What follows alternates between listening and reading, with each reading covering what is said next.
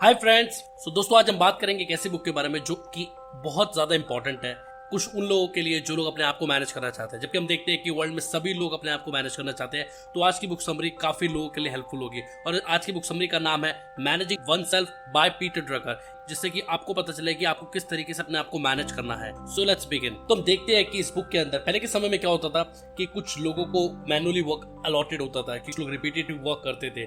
But आज चीजें बदल गई है। आज टेक्नोलॉजी ने कुछ बहुत सी चीजें ऑटोमेट कर दी। आज टेक्नोलॉजी ने काफी जो जॉब्स है वो एलिमिनेट कर दी है। तो हमें आज के समय में, जबकि टेक्नोलॉजी इतनी फास्ट मूविंग चेंज हो रही है, तो हमें उसके लिए कॉन्टिन्यूसली अपने आप को कैसे मैनेज करना है वो हमें आज सीखना बहुत जरूरी है। ऑथर हमें बताते हैं कि हमें सबसे पहले एक इंपॉर्टेंट फैक्टर ढूंढना है कि हमें सबसे पहले अपनी स्ट्रेंथ को समझना बहुत जरूरी है। हमारी स्ट्रेंथ क्या है, और हमारी स्ट्रेंथ समझने के लिए हमें एक फीडबैक एनालिसिस करना बहुत जरूरी है। फीडबैक एनालिसिस से ही आप जान पाएंगे कि आप किस तरीके से आपकी स्ट्रेंथ है। क्योंकि हम देखते हैं कुछ बहुत से लोगों को ये पता है कि हमें क्या नहीं आता, लेकिन बहुत से लोग इस चीज में लैक करते हैं कि उनको क्या आता है। कई बार हम लोग उन चीजों को चेंज करने की कोशिश करते हैं और बदलने की कोशिश करते हैं जो हमें नहीं आती। हम सोचते हैं हमें उसकी तरह बनना है, लेकिन हमें समझना बहुत जरूरी है कि जब तक हम अपनी स्ट्रेंथ को नहीं पहचानेंगे तब तक हम अपने आप को मैनेज नहीं कर सकते। फीडबैक एनालिसिस के लिए आपको क्या करना है, आप अपने एक्सपेक्टेशंस को, अपने प्लान्स को एक पेज पे लिख लीजिए और देखें, आप उस प्लान को लिखें और उसको 1 साल के लिए बना लें और उसके बाद उसको बार बार रिविजिट करें और आप चेक करें और अपनी आप स्ट्रेंथ को लेकर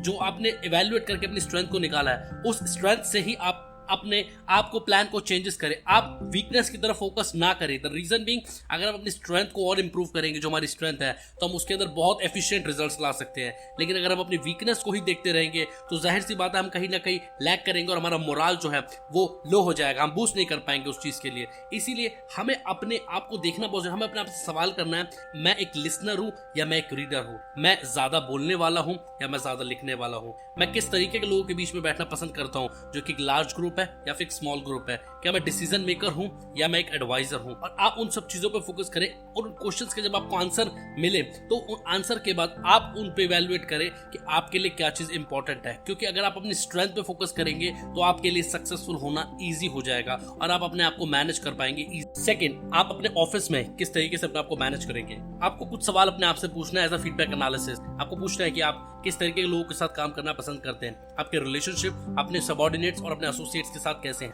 आपको ये अपने आप से पूछना है कि किस तरीके से आप एक टीम मेंबर है या फिर एक टीम प्लेयर है, आप एक डिसीजन मेकर है या फिर आप एक एडवाइजर की तरह काम करना चाहते हैं। कुछ ये कॉम्प्लीमेंट्री रूल्स हैं जिस तरीके से हम अपने आप को डिफाइन कर पाएंगे एंड देन हम उस पर अपनी स्ट्रेंथ पे वर्कआउट करेंगे। एंड डेफिनेटली यही रीजन होता है जो एक व्यक्ति बहुत ज्यादा स्ट्रेंथफुल नहीं होता, वो अपने डिसीजन मेकिंग में स्ट्रेंथफुल नहीं होता और वो टॉप लैडर पे चला जाता है एंड देन वो टॉप लैडर पे होकर वो डिसीजन मेकिंग में लूज होता है। इसीलिए बहुत सी कंपनियां, बहुत सी जो बिजनेसेस है वो डाउनफॉल की तरफ चले आते हैं, क्योंकि जो लीडर्स उनके हैं वो एज अ एडवाइजर उनको काम करना था। उनकी स्ट्रेंथ एज अ एडवाइजर थी, लेकिन उनको एज अ डिसीजन मेकर बना दिया गया। इसीलिए ये एक ऑर्गेनाइजेशन के लिए भी और एक पर्सन के लिए भी बहुत इंपॉर्टेंट है अपनी स्ट्रेंथ और वीकनेसेस को पहचानना। रीजन बीइंग, आप अपनी स्ट्रेंथ पे फोकस करेंगे, आप अपनी वीकनेसेस को छोड़ दें। उसका कारण ये है, अगर आप अपने स्ट्रेंथ को बहुत ज्यादा इंप्रूव कर लेंगे तो आपको कोई भी उस चीज से अलग नहीं कर सकता और आप उस चीज में बहुत फोकसली काम करेंगे एंड डेफिनेटली आप सफल हो जाएंगे।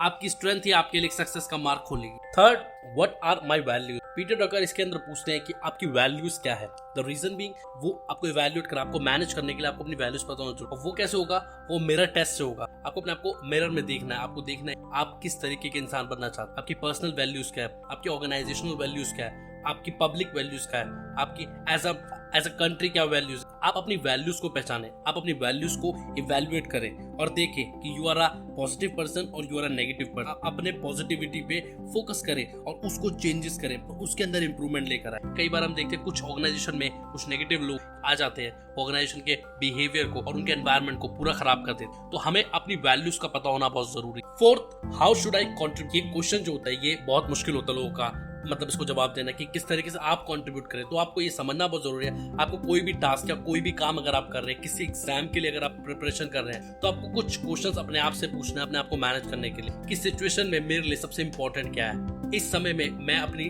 वैल्यू, स्ट्रेंथ और मेथड्स को किस तरीके से प्रिपेयर करूं कि मैं मैक्सिमम कंट्रीब्यूशन दे पाऊं। और सबसे बड़ी बात, क्या मुझे क्या रिजल्ट मिलेगा इस प्रिपरेशन के बाद at the end of the day मेरे को क्या मिलने वाला है, वो एक रियल डिफरेंस क्रिएट करता है। उसके लिए ऑथर हमें बताते हैं कि हमें एक 18 मंथ्स का एक प्लान बनाना जो कि एक अचीवेबल प्लान हो। उसके लिए आपको एक अचीवेबल प्लान क्रिएट करना पड़ेगा, उसके अंदर आपको अपने कंट्रीब्यूशन को प्रिपरेशन करना पड़ेगा, सभी प्लान्स और स्ट्रेटजीज को बना के आप उसको अचीवेबल करें, मेजरेबल करें। और जिस तरीके से हम लोग देखते हैं कि हमारा जो प्लान है वो काफी मेजरेबल होना चाहिए, मीनिंगफुल होना चाहिए, तभी आप अपने आप को मैनेज कर पाएंगे। Fifth, responsibility. ऑथर जो है रिस्पॉन्सिबिलिटी मतलब इंडिविजुअल रिस्पॉन्सिबिलिटी की बात करते हैं टुवर्ड्स रिलेशनशिप। कुछ काफी कमी लोग होते हैं जो कि अपने रिलेशनशिप के बारे में बात करते हैं। वो लोग सिर्फ काम करते हैं आपके साथ और आपके साथ आपके लिए और आपके साथ काम करते हैं, बट एक रिलेशनशिप एक रिस्पॉन्सिबिलिटी जो है वो बहुत कम लोगों को पता होती है। जब भी लोग ऑथर इसके अंदर बताते हैं कि यहाँ ये रिस्पॉन्सिबिलिटी टुवर्ड्स रिलेशनशिप 2 पार्ट में डिवाइडेड है। फर्स्ट पार्ट जो है वो बताता है कि आपकी responsibility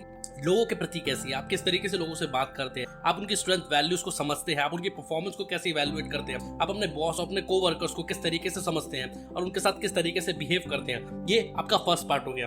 and second part, responsibility of communication. आप किस तरीके से कम्युनिकेट कर रहे हैं अपने फ्रेंड्स के साथ, अपने फैमिलीज के साथ, अपने बॉस, अपने कोवर्कर्स के साथ और अपने अदर एम्प्लॉयज के साथ, वो एक मेजर पार्ट हो जाता है। और ऑथर में बताते हैं इसमें बहुत से लोग ये नहीं समझ पाते कि उनका कम्युनिकेशन एक बहुत बड़ी रिस्पॉन्सिबिलिटी है टुवर्ड्स ग्रोइंग देमसेल्फ एंड उनकी अपनी ऑर्गेनाइजेशन के लिए भी। एंड कई बार मिसकम्युनिकेशन की वजह से बहुत से ऑर्गेनाइजेशन मिसमैनेजमेंट हो जाता है बिकॉज ऑफ मिसकम्युनिकेशन।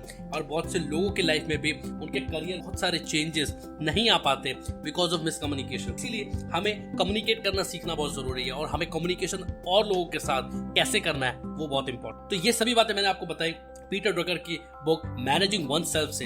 ये बुक सच में बहुत ही वैल्यूएबल है और ये उन लोगों के लिए अच्छा है जो एक नए कॉर्पोरेट ज्वाइन कर रहे हैं और उन लोगों के लिए भी अच्छा है जो कॉर्पोरेट के अंदर काम कर रहे हैं लेकिन वो कॉर्पोरेट कल्चर को नहीं समझ पाते हैं, हाई पेस परफॉर्मेंस कल्चर को नहीं समझ पाते हैं।